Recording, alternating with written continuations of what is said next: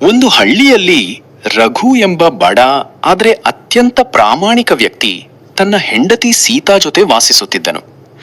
ರಘು ಪ್ರತಿದಿನ ಹೊಲಗಳಲ್ಲಿ ದುಡಿದು ತನ್ನ ಕುಟುಂಬದ ಜೀವನವನ್ನು ಸಾಗಿಸುತ್ತಿದ್ದನು. ಅದೇ ಹಳ್ಳಿಯಲ್ಲಿ ಧನರಾಜ್ ಎಂಬ ಶ್ರೀಮಂತ ವ್ಯಾಪಾರಿಯು ವಾಸಿಸುತ್ತಿದ್ದನು. ಒಂದು ದಿನ ಧನರಾಜ್ ವ್ಯಾಪಾರದ ಸಾಮಾನುಗಳನ್ನು ಖರೀದಿಸಲು ಪಟ್ಟಣಕ್ಕೆ ಹೋಗುತ್ತಿದ್ದಾಗ ಇದ್ದಕ್ಕಿದ್ದಂತೆ ಅವನ ಚಿನ್ನದ ನಾಣ್ಯಗಳಿದ್ದ ಚೀಲ ಕಳೆದು ಹೋಯಿತು. ಚೀಲ ಕಾಣೆಯಾಗಿದ್ದರಿಂದ ಧನರಾಜ್ ತುಂಬಾ ಆತಂಕಗೊಂಡನು. ಅವನು ತಕ್ಷಣ ಮನೆಗೆ ಹಿಂದಿರುಗಿ ಎಲ್ಲೆಡೆ ಹುಡುಕಿದನು. ಆದರೆ ಚಿನ್ನದ ನಾಣ್ಯಗಳಿದ್ದ ಚೀಲ ಎಲ್ಲಿಯೂ ಸಿಗಲಿಲ್ಲ. ಅಯ್ಯೋ, ನನ್ನ ಚಿನ್ನದ ನಾಣ್ಯಗಳ ಚೀಲ ಎಲ್ಲಿಗೆ ಹೋಯಿತು? ಅದು ಸಿಗದಿದ್ದರೆ ನನಗೆ ದೊಡ್ಡ ನಷ್ಟವಾಗುತ್ತದೆ. ಮನೆಯಲ್ಲೂ ಇಲ್ಲ, ದಾರಿಯಲ್ಲೇ ಎಲ್ಲೋ ಬಿದ್ದಿರಬೇಕು. ಈಗ ಏನ್ ಮಾಡಲಿ? ಆದ್ದರಿಂದ ಅವನು ಇಡೀ ಹಳ್ಳಿಯಲ್ಲಿ ಕೇಳಿ ಕೇಳಿ ಕೇಳಿ, ರಾಮಪುರ ಹಳ್ಳಿಯ ಜನರೇ, ನನ್ನ ಮಾತನ್ನು ಕೊಂಚ ಗಮನವಿಟ್ಟು ಕೇಳಿ. ವ್ಯಾಪಾರಿ ಲಾಲ್ಚಂದ್ ಅವರ ಚಿನ್ನದ ನಾಣ್ಯಗಳ ಚೀಲ ಎಲ್ಲೋ ಕಳೆದು ಹೋಗಿದೆ. ಯಾರು ಆ ಚೀಲವನ್ನು ಹುಡುಕಿ ವ್ಯಾಪಾರಿ ಲಾಲ್ಚಂದ್ ಅವರಿಗೆ ಹಿಂದಿರುಗಿಸುತ್ತಾರೋ ಆ ಹುಡುಕಿ ಕೊಟ್ಟವರಿಗೆ ಒಂದು ಚಿನ್ನದ ನಾಣ್ಯವನ್ನು ಬಹುಮಾನವಾಗಿ ನೀಡಲಾಗುವುದು. ಹಳ್ಳಿಯವರು ಧನರಾಜನ ಮಾತುಗಳನ್ನು ಕೇಳಿ ತಮ್ಮ ತಮ್ಮ ಕೆಲಸಗಳಿಗೆ ಹೊರಟರು. ಅತ್ತ ಮನೆಯಲ್ಲಿ ಸೀತಾ ತನ್ನ ಪತಿ ರಘುವಿನ ಕಷ್ಟವನ್ನು ನೋಡಿ ದುಃಖದಿಂದ ಮಾತನಾಡಿದ. ರಘು, ಇನ್ನೂ ನಿಮ್ಮ ಕಷ್ಟವನ್ನು ನೋಡಲು ನನ್ನಿಂದ ಆಗುತ್ತಿಲ್ಲ. ದಿನವಿಡೀ ದುಡಿದರೂ ಸಿಗುವ ಕೂಲಿ ತುಂಬ ಕಡಿಮೆ. ಕನಿಷ್ಠ ನಿಮ್ಮ ಶ್ರಮಕ್ಕೆ ತಕ್ಕಷ್ಟು ಹಣ ಸಿಕ್ಕರೆ ನಮ್ಮ ಮನೆ ಸ್ವಲ್ಪ ಸುಖವಾಗಿ ನಡೆಯುತ್ತದೆ. ನೀನ್ ಹೇಳುವುದು ಸರಿ ಸೀತಾ. ಇನ್ಮುಂದೆ ನಾನು ನನ್ನ ಶ್ರಮಕ್ಕೆ ತಕ್ಕ ನ್ಯಾಯವಾದ ಕೂಲಿಯನ್ನೇ ಕೇಳ್ತೇನೆ.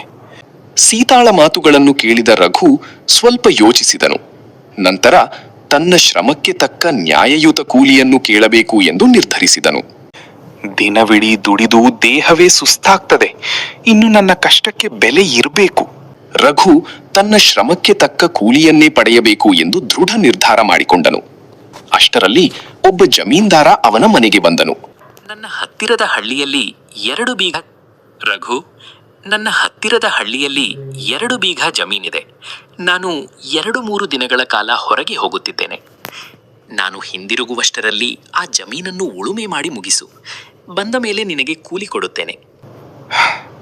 ಸರಿ ಜಮೀನ್ದಾರರೇ, ನಾನು ಕೆಲಸ ಮಾಡ್ತೇನೆ.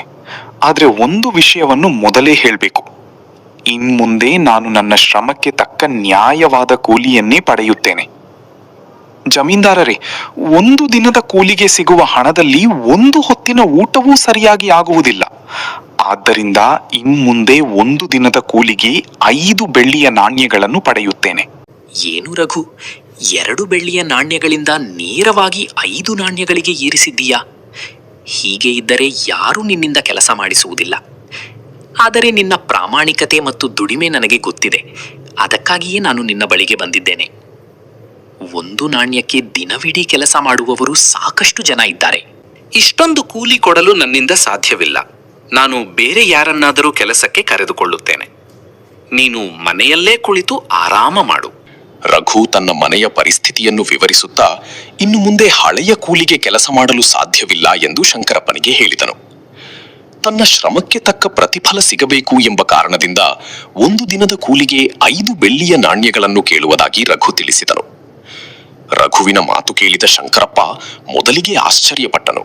ಆದರೆ ರಘುವಿನ ಪ್ರಾಮಾಣಿಕತೆ ಮತ್ತು ಕಷ್ಟಪಟ್ಟು ದುಡಿಯುವ ಗುಣ ಅವನಿಗೆ ಚೆನ್ನಾಗಿ ತಿಳಿದಿತ್ತು. ಹೋಗುವ ಮುನ್ನ ರಘುವಿನ ನಿರ್ಧಾರವನ್ನು ಟೀಕಿಸಿ ಹೆಚ್ಚು ಕೂಲಿ ಕೇಳುವುದು ಸರಿಯಲ್ಲ ಎಂದು ಹೇಳಿ ಕೋಪದಿಂದ ಅಲ್ಲಿಂದ ಹೊರಟು ಹೋದನು. ಶಂಕರಪ್ಪ ಹೋದ ನಂತರ ರಘು ನಡೆದ ವಿಷಯವನ್ನು ಸೀತಾಳಿಗೆ ಹೇಳಿದನು. ನೋಡು ಸೀತಾ, 5 ಬೆಳ್ಳಿಯ ನಾಣ್ಯಗಳ ಮಾತು ಕೇಳಿದ ಕೂಡಲೇ ಜಮೀನ್ದಾರ ಎಷ್ಟು ಕೋಪಗೊಂಡು ಹೋಗಿಬಿಟ್ಟರು.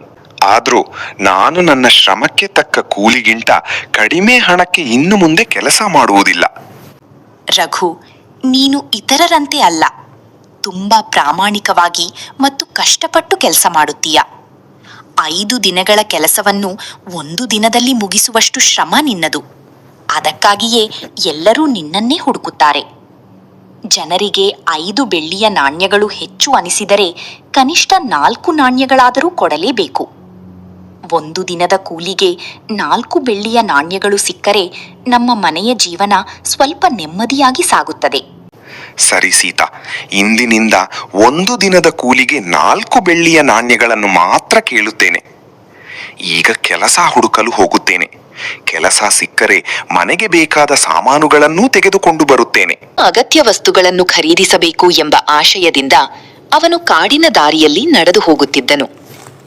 ಆಗ ದಾರಿಯ ಮಧ್ಯೆ ಒಂದು ಚೀಲ ಅವನ ಕಣ್ಣಿಗೆ ಬಿತ್ತು. ಕುತೂಹಲದಿಂದ ಅದನ್ನು ತೆಗೆದು ಚೀಲದೊಳಗೆ 20 ಚಿನ್ನದ ನಾಣ್ಯಗಳಿದ್ದವು. ಅವುಗಳನ್ನು ಕಂಡ ರಘು ಕ್ಷಣಕಾಲ ಯೋಚನೆಯಲ್ಲಿ ಮುಳುಗಿದನು. ಅಯ್ಯೋ, ಇಲ್ಲಿ ಒಂದು ಚೀಲ ಬಿದ್ದಿದೆಯಲ್ಲ, ಇದರೊಳಗೆ 20 ಚಿನ್ನದ ನಾಣ್ಯಗಳಿವೆ. ಈ ಚೀಲ ಯಾರದ್ದೋ ಕಳೆದು ಹೋಗಿರಬೇಕು. ಇದರ ನಿಜವಾದ ಮಾಲೀಕರನ್ನು ಹುಡುಕಿ ಹಿಂದಿರುಗಿಸಬೇಕು. ಈ ಚಿನ್ನದ ನಾಣ್ಯಗಳ ಚೀಲ ಯಾರಿಂದಲೂ ಕಳೆದು ಹೋಗಿರಬೇಕು. ಇದರ ಮಾಲೀಕ ಈಗ ತುಂಬಾ ಚಿಂತೆಯಲ್ಲಿರಬಹುದು. ನಾನು ಈ ಚೀಲವನ್ನು ಅವನಿಗೆ ಹಿಂದಿರುಗಿಸುತ್ತೇನೆ. ಚೀಲವನ್ನು ಕೈಯಲ್ಲಿ ಹಿಡಿದುಕೊಂಡೇ ರಘು ತನ್ನ ಮನೆಗೆ ಹಿಂದಿರುಗಿದನು. ಅವನನ್ನು ನೋಡಿದ ಸೀತಾಗೆ ಆಶ್ಚರ್ಯವಾಯಿತು. ರಘು ಇಷ್ಟು ಬೇಗ ಮನೆಗೆ ಬಂದದ್ದನ್ನು ನೋಡಿ ಸೀತಾ ಕಾರಣ ಕೇಳಿದಳು. ಏನಾಯ್ತು ರಘು? ಕೆಲಸ ಹುಡುಕಲು ಹೋಗಿದ್ದೀರಲ್ಲ, ಇಷ್ಟು ಬೇಗ ಹೇಗೆ ವಾಪಸ್ ಬಂದಿರಿ? ನಾನು ಕೆಲಸ ಹುಡುಕಲು ಹೋಗುತ್ತಿದ್ದೆ. ಆಗ ದಾರಿಯಲ್ಲಿ ಈ ಚಿನ್ನದ ನಾಣ್ಯಗಳ ಚೀಲ ಸಿಕ್ಕಿತು. ಅಯ್ಯೋ ರಘು, ಈ ಚೀಲ ತುಂಬಾ ಚಿನ್ನದ ನಾಣ್ಯಗಳಿಂದ ತುಂಬಿದೆಯಲ್ಲ. ಇಂದು ನಮ್ಮ ಅದೃಷ್ಟವೇ ಬದಲಾಗಿದೆ. ದೇವರು ಕೊಟ್ಟರೆ ಹೀಗೆ ಕೊಡುತ್ತಾನೆ ಎಂದು ಹೇಳುವುದು ನಿಜ. ಇನ್ನು ಮುಂದೆ ನೀವು ಕೂಲಿ ಕೆಲಸಕ್ಕೆ ಹೋಗಬೇಕಾಗಿಲ್ಲ. ಈ ಹಣದಿಂದ ನಾವು ನಮ್ಮದೇ ಒಂದು ವ್ಯಾಪಾರ ಆರಂಭಿಸೋಣ. ಮೊದಲು ನನಗಾಗಿ ಹೊಸ ಬಟ್ಟೆಗಳನ್ನು ತರುತ್ತೇನೆ. ಎಷ್ಟೋ ವರ್ಷಗಳಿಂದ ಹೊಸ ಬಟ್ಟೆ ಧರಿಸಿಲ್ಲ. ನೀವು ಕೂಡ ನಿಮಗಾಗಿ ಒಳ್ಳೆಯ ಬಟ್ಟೆ ಮತ್ತು ಹೊಸ ಚಪ್ಪಲಿಗಳನ್ನು ತೆಗೆದುಕೊಳ್ಳಿ. ಇದನ್ನು ಅದರ ನಿಜವಾದ ಮಾಲೀಕರಿಗೆ ಹಿಂದಿರುಗಿಸಬೇಕೆಂದು ಮನೆಗೆ ತಂದಿದ್ದೇನೆ. ಸೀತಾ, ಈ ಹಣ ನಮ್ಮದಲ್ಲ. ಇದರ ನಿಜವಾದ ಮಾಲೀಕರಿಗೆ ಇದನ್ನು ಹಿಂದಿರುಗಿಸುವುದೇ ನಮ್ಮ ಕರ್ತವ್ಯ. ಸೀತಾ, ಬೇರೆಯವರ ಹಣ, ನಾವು ಇದನ್ನು ಹೇಗೆ ಇಟ್ಕೊಳ್ಬಹುದು? ಏನು ಹೇಳುತ್ತಿದ್ದೀರಿ? ಮನೆಗೆ ಬಂದ ಲಕ್ಷ್ಮಿಯನ್ನು ಯಾರಾದರೂ ಹೀಗೆ ಹಿಂದಿರುಗಿಸುತ್ತಾರಾ? ದೇವರೇ ಈ ಹಣವನ್ನು ನಮಗೆ ಕೊಟ್ಟಿದ್ದಾರೆ. ಅದನ್ನು ತಿರಸ್ಕರಿಸಿದರೆ ಅವರಿಗೆ ಬೇಸರವಾಗುವುದಿಲ್ಲವೇ? ಈ ಹಣವನ್ನು ಸಂಪಾದಿಸಲು ಅದರ ಮಾಲೀಕ ಎಷ್ಟು ಕಷ್ಟಪಟ್ಟಿರಬಹುದು. ಇಲ್ಲ ಸೀತಾ, ಇದು ನಮ್ಮ ಹಣವಲ್ಲ.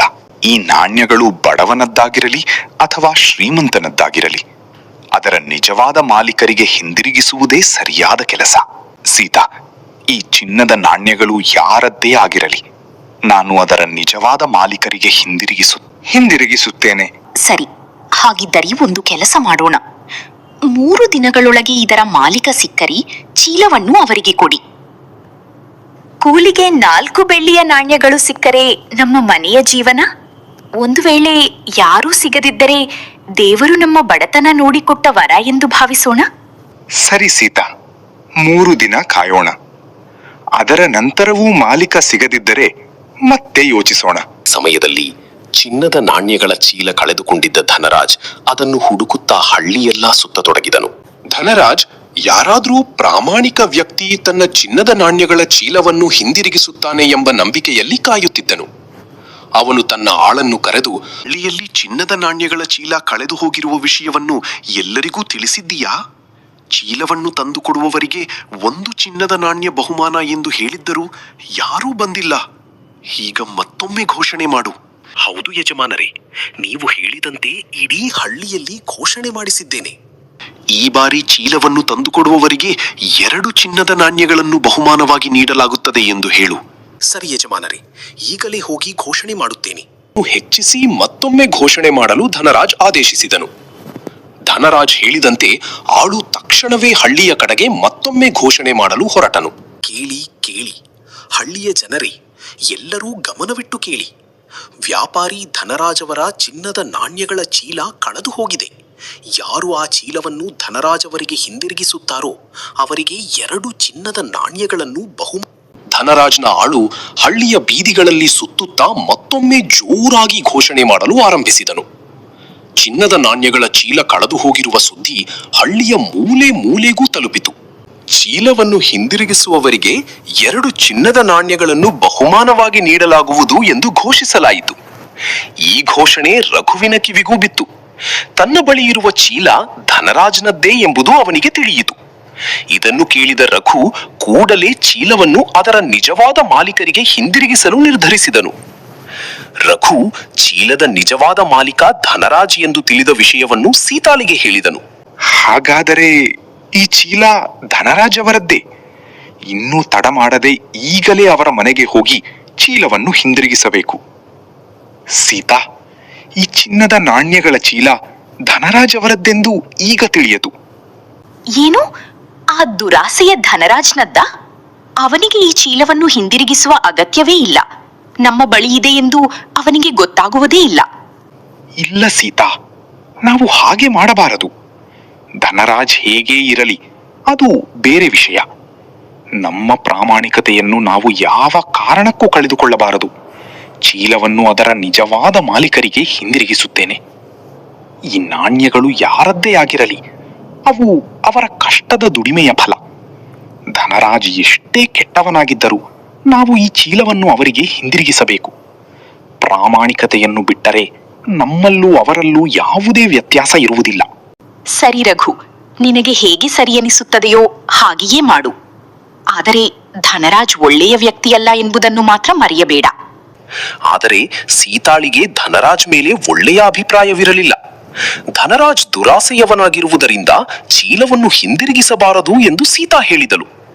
ಆದರೆ ರಘು ಯಾರ ಸ್ವಭಾವ ಹೇಗಿದ್ದರೂ ಪ್ರಾಮಾಣಿಕತೆಯನ್ನು ಬಿಡಬಾರದು ಎಂದು ಸೀತಾಳಿಗೆ ತಿಳಿಸಿದನು.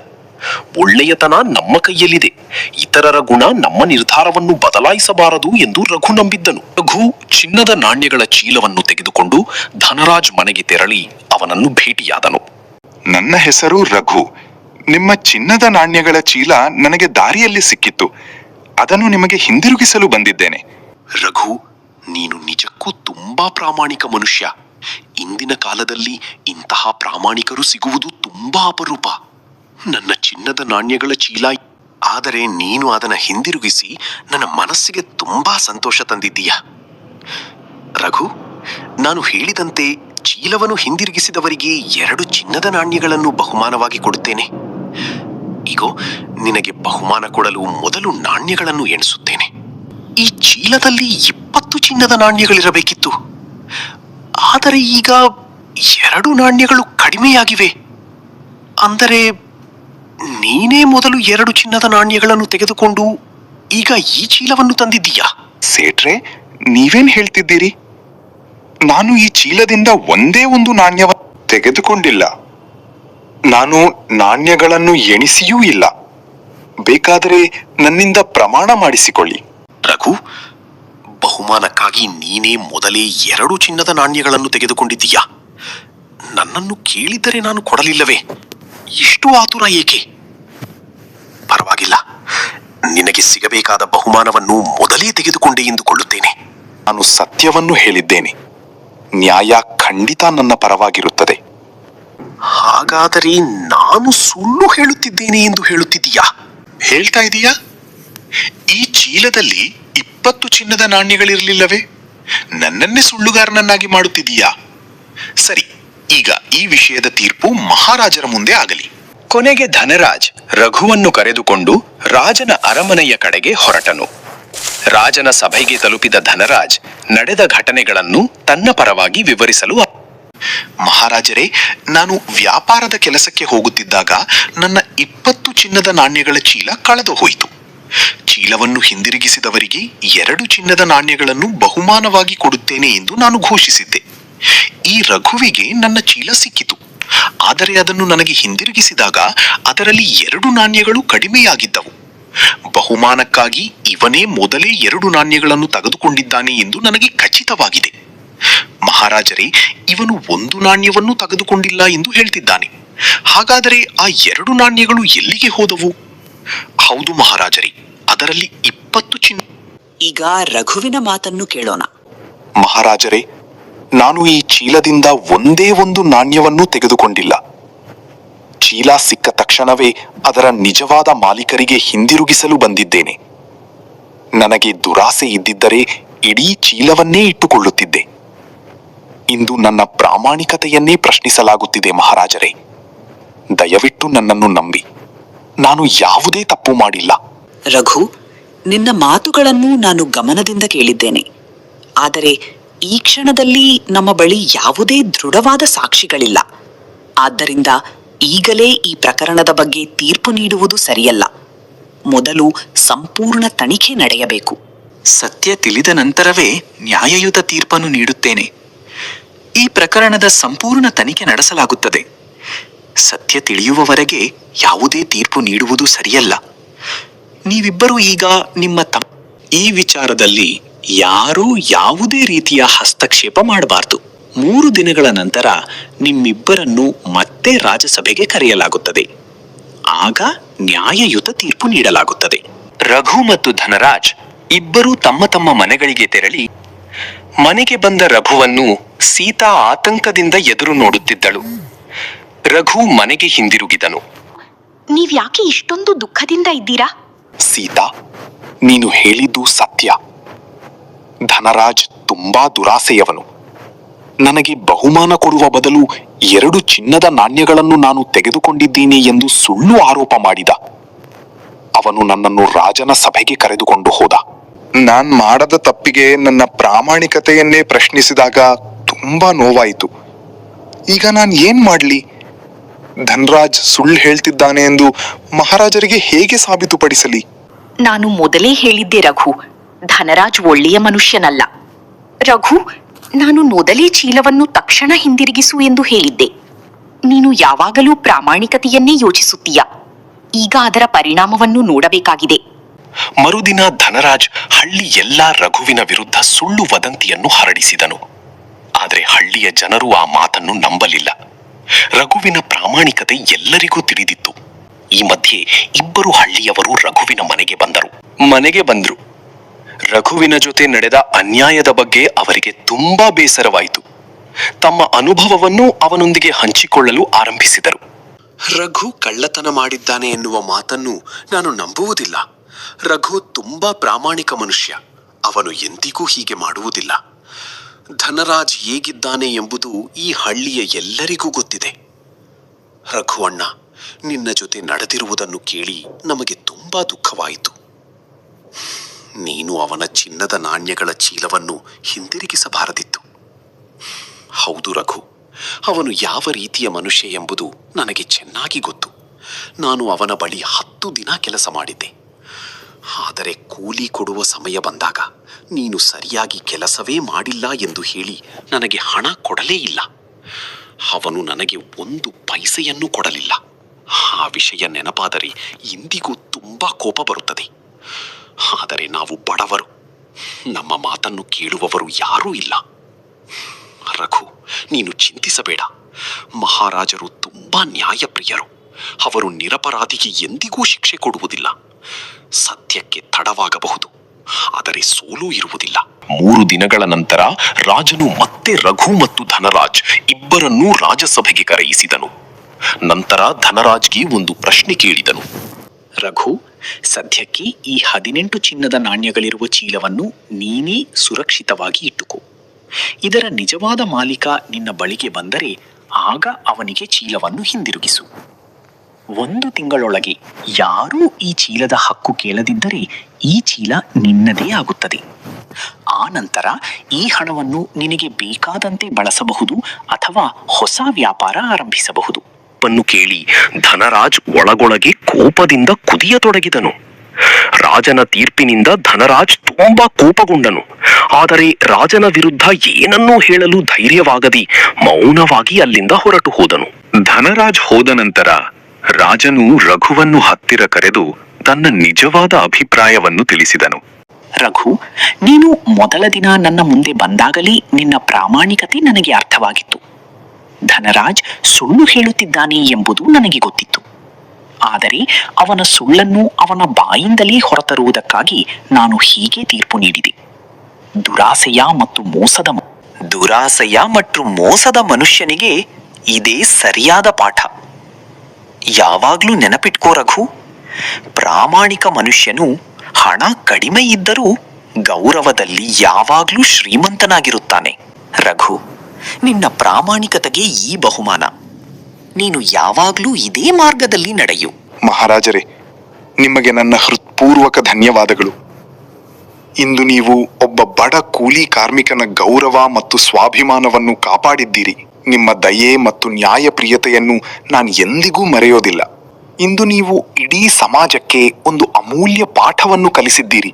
ನಿಜವಾದ ಮಹತ್ವವು ಸಂಪತ್ತಿನಲ್ಲಿ ಅಲ್ಲ, ಒಳ್ಳೆಯ ಕರ್ಮಗಳಲ್ಲಿ ಅಡಗಿದೆ.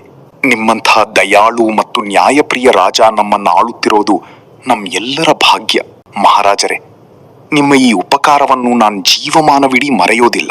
ರಘುವಿನ ಪ್ರಾಮಾಣಿಕತೆಯನ್ನು ಮೆಚ್ಚಿ ಅವನಿಗೆ ಸಾಕಷ್ಟು ಧನವನ್ನು ಬಹುಮಾನವಾಗಿ ನೀಡಿ ಗೌರವದಿಂದ ಬೀಳ್ಕೊಟ್ಟನು. ಸಂತೋಷದಿಂದ ತನ್ನ ಮನೆಗೆ ಹಿಂದಿರುಗಿದನು. ಸೀತಾ, ಧನರಾಜ್ಗೆ ತನ್ನ ದುರಾಸೆಯ ಶಿಕ್ಷೆ ಈಗಾಗಲೇ ಸಿಕ್ಕಿದೆ. ನನಗೆ ಅನಿಸುತ್ತದೆ ಈ ಚಿನ್ನದ ನಾಣ್ಯಗಳ ಚೀಲವನ್ನು ಅವನಿಗೆ ಹಿಂದಿರುಗಿಸಬೇಕು. ರಘು, ಇದು ನಿಜವೇ? ಮಹಾರಾಜರು ನಮಗೆ ಇಷ್ಟೊಂದು ಧನವನ್ನು ಕೊಟ್ಟರಾ? ಈ ಚಿನ್ನದ ನಾಣ್ಯಗಳ ಚೀಲವು ನಮ್ಮ ಬಳಿ ಉಳಿದಿದೆಯಲ್ಲ?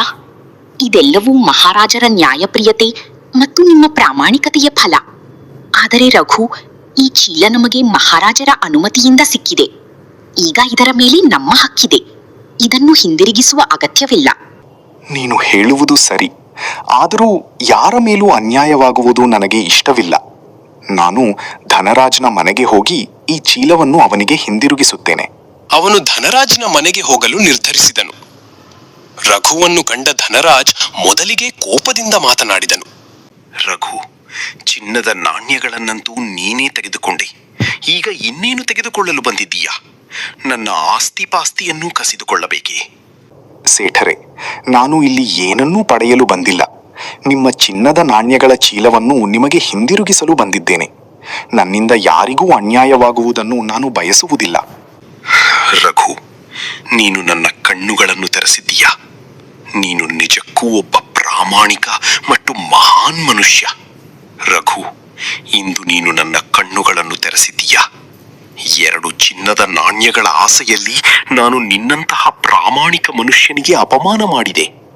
ಇಂದು ನನಗೆ ಅರ್ಥವಾಗಿದೆ, ನಿಜವಾದ ಸಂತೋಷವು ಹಣದಲ್ಲಿ ಅಲ್ಲ, ಅದು ಪ್ರಾಮಾಣಿಕತೆ ಮತ್ತು ಕಠಿಣ ಪರಿಶ್ರಮದಲ್ಲಿದೆ. ರಘು, ಇಂದು ನಿನ್ನ ಪ್ರಾಮಾಣಿಕತೆಯೇ ನಿನಗೆ ಜಯ ತಂದುಕೊಟ್ಟಿದೆ. ಸಾಧ್ಯವಾದರೆ ನನ್ನನ್ನು ಕ್ಷಮಿಸು. ನಿನ್ನ ಬಳಿ ಕ್ಷಮೆ ಕೇಳುವ ಅರ್ಹತೆಯೂ ನನಗಿಲ್ಲ. ರಘು, ಇನ್ನು ಮುಂದೆ ನಾನು ಯಾರೊಂದಿಗೂ ಮೋಸ, ವಂಚನೆ ಅಥವಾ ಅನ್ಯಾಯ ಮಾಡುವುದಿಲ್ಲ ಎಂದು ಪ್ರಮಾಣ ಮಾಡುತ್ತೇನೆ. ಪ್ರಾಮಾಣಿಕತೆಯಿಂದಲೇ ಬದುಕುತ್ತೇನೆ ಮತ್ತು ಎಲ್ಲರೊಂದಿಗೆ ನ್ಯಾಯವಾಗಿ ನಡೆದುಕೊಳ್ಳುತ್ತೇನೆ. ರಘು, ನೀನು ನನ್ನ ಜೊತೆಗೆ ಕೆಲಸ ಮಾಡು. ನಿನ್ನಂತಹ ಪ್ರಾಮಾಣಿಕ ವ್ಯಕ್ತಿಯ ಸಹಾಯ ನನಗೆ ಬೇಕು. ಸೇಠರೇ, ಹಾಗೆ ಹೇಳಬೇಡಿ. ನಿಮಗೆ ನಿಮ್ಮ ತಪ್ಪಿನ ಅರಿವಾಗಿದೆ. ಅದೇ ನಿಮಗೆ ಸಿಕ್ಕಿರುವ ಅತಿ ದೊಡ್ಡ ಕ್ಷಮೆ. ಧನ್ಯವಾದಗಳು ಸೇಠರೇ. ನಾವು ಇಬ್ಬರೂ ಪ್ರಾಮಾಣಿಕತೆಯಿಂದ ಕೆಲಸ ಮಾಡಿ ಎಲ್ಲರಿಗೂ ಒಳ್ಳೆಯ ಉದಾಹರಣೆಯಾಗೋಣ. ತನ್ನ ದುರಾಸೆಯಿಂದ ಮಾಡಿದ ತಪ್ಪಿನ ಬಗ್ಗೆ ಅವನಿಗೆ ತೀವ್ರ ಪಶ್ಚಾತ್ತಾಪವಾಯಿತು. ಹಣಕ್ಕಿಂತ ಪ್ರಾಮಾಣಿಕತೆ ಮತ್ತು ಕಠಿಣ ಪರಿಶ್ರಮವೇ ಮನುಷ್ಯನ ನಿಜವಾದ ಸಂಪತ್ತು ಎಂಬ ಸತ್ಯವನ್ನು ಧನರಾಜ್ ಅರಿತುಕೊಂಡನು.